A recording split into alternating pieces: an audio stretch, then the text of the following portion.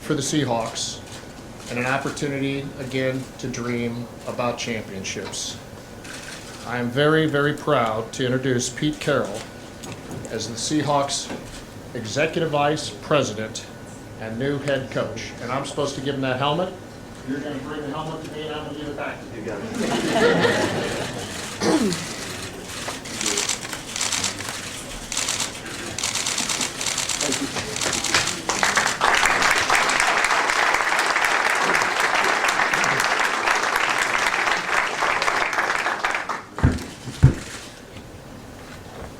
I am so fired up to be here today. To start this thing off, the first thing we got to do is tour the facilities, and right from the beginning they've undersold. This is a tremendous place to come to work. When most people hear the name Pete Carroll, they immediately think about the Seattle Seahawks. However, before Pete Carroll became one of the most recognizable coaches in football, he spent decades building a career that was filled with challenges, growth, and success. Pete Carroll was born on September 15th, 1951, in San Francisco, California. Growing up, he loved sports and played multiple sports throughout his childhood. Football eventually became his passion, and he played defensive back at the University of the Pacific. While he never became an NFL player, football remained a huge part of his life. After college, Carroll decided he wanted to stay involved with the game and began pursuing coaching. Like many successful coaches, Carroll started at the bottom. He spent years working as an assistant coach at different colleges. These early years helped him learn the game from experienced coaches and develop his own ideas about leadership and team culture. Carroll quickly became known for his energy, positivity, and ability to connect with players. His success as an assistant coach eventually led him to the NFL. Throughout the 1980s and 90s, Carroll worked with several NFL teams as a defensive coach. His reputation continued to grow, and he eventually earned his first opportunity as a head coach with the New York Jets in 1994. Time with the Jets was short and unsuccessful. After only one season, the team decided to move on from him. For many coaches, losing a head coaching job can be the end of their career. However, Carroll refused to let that failure define him. A few years later, he received another opportunity when he became the head coach of the New England Patriots in 1997. Carroll improved the team and even led them to the playoffs. Despite some success, the Patriots never reached the level ownership expected, and he was eventually fired after the 1999 season. At that point, many people believed Pete Carroll was simply not meant to be an NFL head coach. He had been given 2 opportunities and had lost both jobs.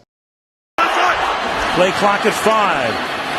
Pass is intercepted at the goal line by Malcolm Butler. Unreal.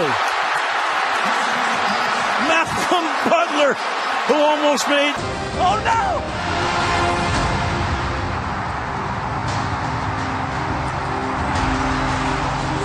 A lot of people are going to second-guess that call on the...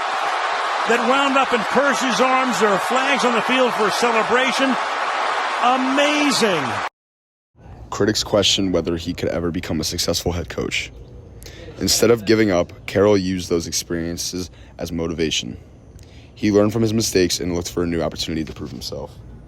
That opportunity came in 2001 when he was hired as a head coach at USC.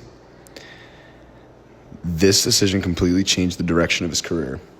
When Carroll arrived at USC, the football program had tradition and history, but it was not dominating college football. Carroll quickly changed the culture of the team. He created an environment based on competition, confidence, and enthusiasm. Players were encouraged to work hard, improve every day, and enjoy playing football. His coaching philosophy was different from many other coaches. While some coaches focused on fear and strict discipline, Carroll focused on positivity and personal growth. He believed that players performed their best when they were confident and having fun. Play clock at 5. Pass is intercepted at the goal line by Malcolm Butler. Unreal. Malcolm Butler, who almost made... Oh, no!